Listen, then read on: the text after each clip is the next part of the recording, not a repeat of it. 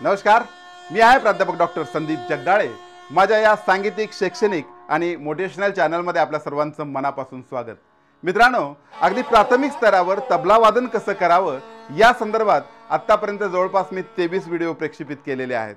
मित्रांनो, त्याचाच एक भाग म्हणून नेमकं तबला कशा पद्धतीने तयार होतो, विशेषतः त्याची पुडी कशी तयार केली जाते या संदर्भातला अत्यंत महत्त्वपूर्ण अशा प्रकारचा हा व्हिडिओ आहे। माझा एक विद्यार्थी मित्र आहे रानबा सावळकर, जो हैदराबादला गेला आणि त्या ठिकाणी मोहम्मद अझर यांच्या मिया अकबर अँड ब्रदर्स या तबला मेकिंगच्या दुकानामध्ये जवळपास त्यांनी 4 वर्ष तालीम घेतलेली आहे। आणि मला सांगायला आनंद वाटतो की त्याच्या तबल्याच्या पुड्या अमेरिका, इंग्लंड, दुबई अशा जगभरातल्या अनेक देशांपर्यंत पोहोचलेल्या आहेत आणि नुकताच तो लातूरमध्ये आलेला आहे। मित्रांनो, तो कशा पद्धतीने तबला तयार करतोय हा अतिशय छान असा प्रकारचा हा व्हिडिओ मी आपल्यासाठी या ठिकाणी सादर करतोय। तर मित्रांनो, नेमका तबला कशा पद्धतीने तयार होतोय हे पाहण्यासाठी आपल्याला रानबा तबला मेकर्स या दुकानात आपल्याला जावं लागेल। सर्वप्रथम शेळीचे जे चामडे आहे त्या चामड्याला 3 दिवस चुना लावून ठेवलं जातं। त्याला पाटणे असं म्हटलेलं आहे आणि या पाटण्यानंतर त्याला सुंदर अशा पद्धतीने त्याला स्वच्छता त्या चामड्याची केली जाते।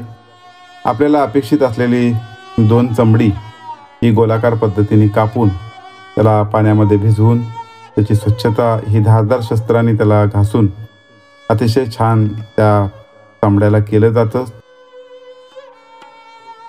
आणि आपल्या पुडीसाठी आवश्यक असलेली ही 2 चमडी तयार झाल्यानंतर याच्या वरच्या बाजूचं जे चामडं आहे ते काठीचं चामडं आहे आणि खालचं जे चामडं आहे ते शाई त्याच्यावर बसली जाते म्हणून त्याला शाईचं चामडं असं म्हणलेलं आहे।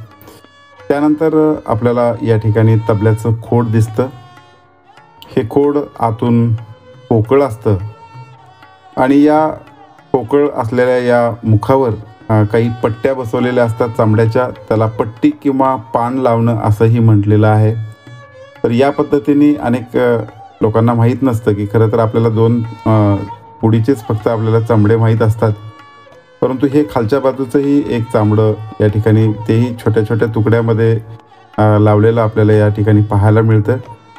हे अतिशय छान पद्धतीने लावून झाल्यानंतर आपल्याला जी काही पुडी वर बसवायची त्या पुडीचं जे 2 चामडी आहे त्यावरती बसवली जातात।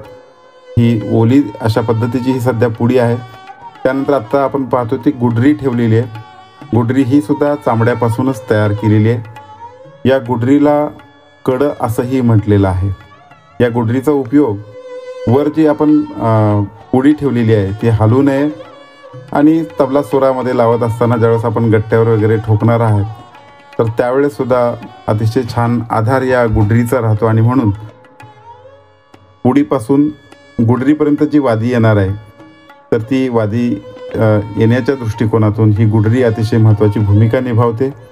सर्वप्रथम आता लागलीच त्याला वादी गुंफत नाहीत। एका सुताच्या जी काही दोरी आहे त्या दोरीच्या माध्यमातून ती पुडी व्यवस्थित सेट व्हावी या दृष्टिकोनातून ही पुडी ते गुडरी अशा प्रकारचा हा दोरीचा प्रवास चालू राहतो वर खाली या पद्धतीने आणि अतिशय छान पद्धतीने ही पुडी पुन्हा नंतर सेट होते। मित्रांनो, खरं तर अवनद्द वाद्याचा राजा म्हणून या तबल्याला आपण सर्वजण ओळखतो। शास्त्रीय संगीत असेल, उपशास्त्रीय संगीत असेल, सुगम संगीत असेल, या प्रत्येक संगीतामध्ये अतिशय साथसंगतीसाठी उपयुक्त अशा प्रकारचे हे वाद्य म्हणजे तबला आहे। स्वतंत्र वादनामध्ये सुद्धा अनेक दिग्गज कलाकारांनी आपल्या या भारतीय तबला या वाद्याला आता समुद्राच्या पलीकडे पोचून जगभरामध्ये त्याची ख्याती निर्माण केलेली आहे। शास्त्रीय संगीत, उपशास्त्रीय संगीत, सुगम संगीत याबरोबरच खरं तर ज्यावेळेस लोकसंगीताचा विषय येतो आणि तिथं लोकवाद्य जरी उपलब्ध नसलं तरीसुद्धा त्या ठिकाणी तबला हेच वाद्य अतिशय महत्त्वाची भूमिका निभावतं आणि त्या तबल्याच्या माध्यमातून त्या लोकगीताचीही साथसंगत अनेक ठिकाणी केली जाते। आणि आज या वाद्याला अनेक दिग्गज कलाकारांनी इतकी मोठी प्रतिष्ठा निर्माण करून दिलेली आहे की जगभरातले अनेक संगीत तज्ज्ञ आपल्या या तबल्या वाद्याकडे आकृष्ट झाल्याचे आपल्याला दिसून येतात। खूप मेहनतीने हा तबला या ठिकाणी तयार होतोय। ही दोरी गुंफून झाल्यानंतर त्याला पायामध्ये धरून त्याला त्याची जी काही दोरी आहे ती अतिशय ताणून ठेवली जाते, ज्यामुळं जे ओलं चामडे वर आपण जे लावलेले आहेत पुडीचे, त्याला व्यवस्थित आकार त्या ठिकाणी प्राप्त होतो, ते व्यवस्थित सेट होतं. आणि अशा पद्धतीने झाल्यानंतर त्यावर पाणी मारून त्याची स्वच्छता केली जाते. स्वच्छता केल्यानंतर त्याला पाहिजे त्या आकारात येण्यासाठी त्याच्यावर हाताने किंवा हातोडीच्या माध्यमातून किंवा एखाद्या लाकडी दांडीच्या माध्यमातून त्याला आघात करून अतिशय छान पद्धतीने आपल्याला पाहिजे त्या आकारात त्याला मोल्ड करण्याचं काम तबला मेकर करतात. अशा प्रकारे हे या ठिकाणी झाल्यानंतर जवळपास 24 तासानंतर पुन्हा त्याची घासून पुसून स्वच्छता केली जाते. जो काही चुना वगैरे सुरुवातीच्या काळामध्ये आपण लावलेला असतो त्याला 3 दिवस, तर त्यासाठी त्याची स्वच्छता करणं गरजेचं आहे. त्यानंतर याला आपल्याला आवश्यक असलेली गजऱ्याच्यासाठी जी काही 64 छिद्रे आहेत, ती 64 छिद्रे या ठिकाणी तसे मोजमाप घेऊन समान अंतरावर ती छिद्रे पाडली जातात. आणि या माध्यमातून ही 2 चामडी गुंफून ठेवण्यासाठी, घट्ट एकमेकामध्ये गुंफून ठेवण्याच्या दृष्टिकोनातून ही वादी त्यामध्ये ओवली जाते.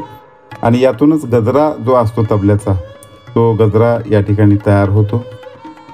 गजऱ्यासाठी वादीचा तर उपयोग होतोच, परंतु हा गजरा अतिशय सुंदर दिसावा, आकर्षित दिसावा, या दृष्टिकोनातून अनेक तबला मेकर्स खऱ्या अर्थाने त्यामध्ये प्लास्टिकच्या किंवा फायबरच्या ज्याला म्हणू आपण, त्या पांढऱ्या, पिवळ्या, लाल रंगाच्या पट्ट्यासुद्धा वापरतात. आणि एक सुंदर अशा प्रकारचा आकार आणि त्याला सौंदर्य वाढवण्याच्या दृष्टिकोनातून ते प्रयत्न करतात. अतिशय मेहनत घेऊन ही सगळी प्रक्रिया चालू असते.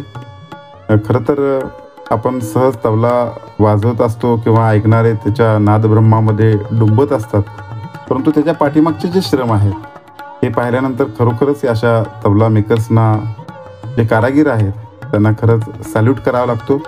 तासनतास आणि महिने अविरत मेहनत केल्यानंतर अशा प्रकारचा हा तबला निर्माण होत असतो.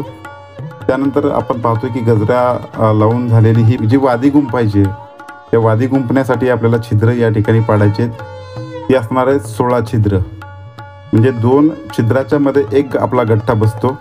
तबल्याला एकूण 8 गठ्ठे असतात आणि हे 8 गठ्ठे बसण्याच्या दृष्टिकोनातून 16 छिद्र पाडून त्यामध्ये ही जी वादी आहे ती ओवली जाते. अर्थात ती गुडरीपासून तिथे गाठ मारून ती सुरू होते आणि वर गजऱ्यामध्ये येते, परत गुडरीमध्ये. तर या पद्धतीने 16 वेळा अर्थातच ही सगळी प्रक्रिया करून त्याच्यामध्ये वादी बसवलेली असते.